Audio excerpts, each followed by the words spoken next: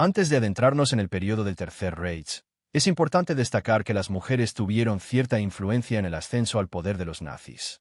En 1933, tras la Primera Guerra Mundial, Alemania experimentó dos cambios significativos: la proclamación de la República de Weimar, que marcó el fin del imperio alemán fundado por Bismarck, y la emancipación de las mujeres, un proceso lento pero que comenzaba a tomar impulso en 1919.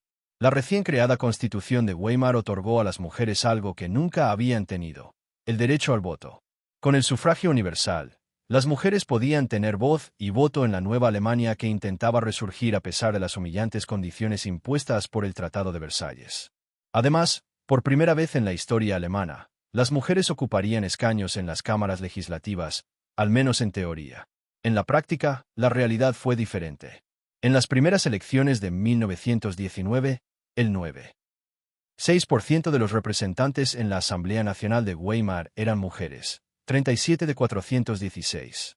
Aunque estas mujeres influyeron en la política, no pudieron o no quisieron cambiar los valores tradicionales. Para muchas mujeres de la época, incluidas algunas diputadas recién electas, trabajar era aceptable e incluso preferible, pero el rol más importante de una mujer seguía siendo el de ama de casa.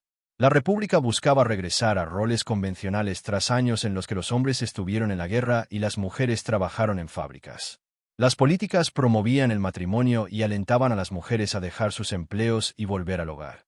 Las mujeres se habían acostumbrado a trabajar y tener ingresos propios, por lo que la idea del matrimonio inicialmente generaba rechazo o se posponía. Las mujeres en las ciudades querían avanzar en sus carreras mientras eran jóvenes y casarse más tarde, lo que llevó a una lucha de género que se mezcló con el conflicto social. En respuesta, durante la década de 1920, el recién creado Partido Nacionalsocialista Obrero Alemán, NSDAP, adoptó la idea de Volksgemeinschaft, comunidad del pueblo, que buscaba eliminar las divisiones de clase y alinear las aspiraciones de hombres y mujeres hacia un objetivo familiar y nacional común. A mediados de los años 20, 7 años después del fin de la guerra, las mujeres se encontraban estancadas en el mercado laboral, sin alcanzar altos cargos en empresas y ganando mucho menos que los hombres. Con la Gran Depresión de 1929, estas frustraciones laborales se intensificaron. Aquí entró en juego el partido nazi, proponiendo que las mujeres dejaran sus trabajos y regresaran al hogar. Para entonces, la opinión pública entre las mujeres había cambiado, y se unieron al Partido Nacionalsocialista con mayor fervor que a otros partidos. Las heridas de la Primera Guerra Mundial aún no habían sanado. En 1932, había más mujeres que hombres en Alemania, especialmente en las ciudades donde la tradición electoral era más fuerte. Por ejemplo, en Berlín, había 1,116 mujeres por cada 1,000 hombres. En las elecciones federales de 1932, el partido nazi fue el más votado, obteniendo 230 escaños, más del doble que en la elección anterior, y 13 millones de votos. Las mujeres votaron por los nazis en un margen ligeramente mayor que los hombres, y dado que había más mujeres, ampliaron la brecha con el Partido Socialdemócrata, que recibió casi 8 millones de votos. Esa victoria nazi, que inició una era de horror en Europa y la guerra más brutal de la historia, no se debió solo a los hombres alemanes, sino también a las mujeres que votaron inspiradas por los discursos de Hitler. A pesar de este apoyo, fueron las primeras en ser traicionadas. Cuando Hitler fue nombrado canciller en noviembre de 1933, no había mujeres en el Parlamento. Durante la guerra, los líderes nazis incluso consideraron quitarles el derecho al voto. En la ideología nazi, el rol de la mujer era como una muñeca en una casa de muñecas. Ahora que he explicado cómo las mujeres contribuyeron al ascenso del partido nazi a través del voto, es momento de discutir cómo comenzó la traición a los derechos que habían ganado en los últimos 15 años. Hoy podemos interpretar que todos los gobiernos de la época, ya fueran bolcheviques, ingleses, estadounidenses o nazis, eran conservadores, aunque con matices.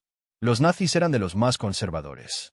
Querían volver a un pasado más puro, según su visión, y para ello necesitaban dos cosas: muchos hombres guerreros para luchar en Europa y muchas mujeres para dar a luz a esos hombres y criarlos dentro de la ideología de un Reich que supuestamente duraría 1000 años. En palabras del gran propagandista nazi Joseph Goebbels, la misión de la mujer es ser hermosa y traer hijos al mundo. Esto no es tan anticuado como parece. El pájaro hembra se embellece para su pareja y cuida los huevos para él. A cambio, el macho proporciona alimento, vigila y la protege de los enemigos. Antes de unirse al partido nazi, Goebbels estudió filología germánica, clásica e historia. Algo evidente en esta cita. Para el ministro de propaganda, la mujer debía cuidar del hogar mientras el esposo se ocupaba de los asuntos externos, traía comida y defendía la nación para proteger a su esposa, como lo hacen las aves. La metáfora del pájaro no era casual. Las aves tienen el mayor porcentaje de monogamia en el reino animal, algo necesario para que el Reich perdurara. Además, las aves son libres y migran por vastos territorios, como los nazis esperaban que hicieran los hombres y mujeres arios tras la guerra. En la ideología nazi, hombres y mujeres se complementaban.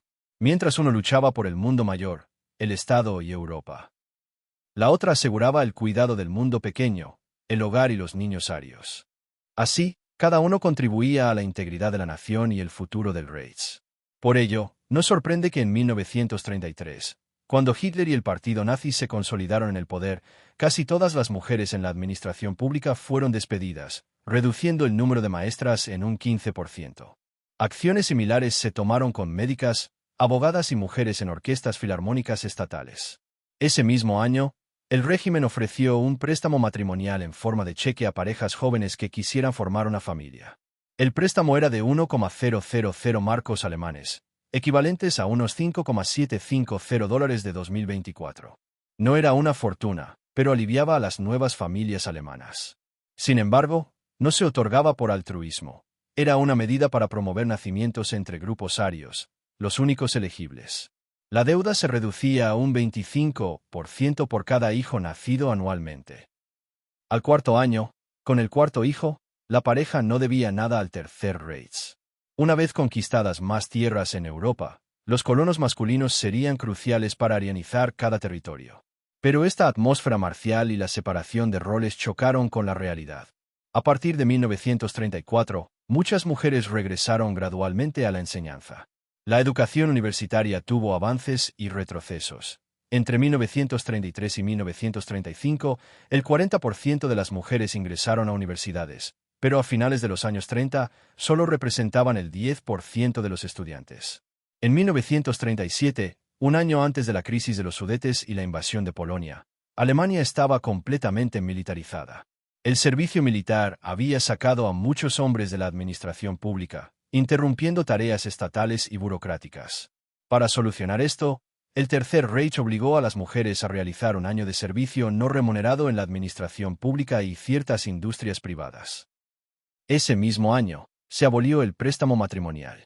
El control sobre las vidas de las mujeres fue más allá. Se desaprobaba que usaran maquillaje, pantalones, tacones altos, se tiñeran el cabello o se hicieran permanentes. También se les prohibía fumar o beber en público y estar demasiado delgadas, pues eso no era lo que debían hacer las madres alemanas.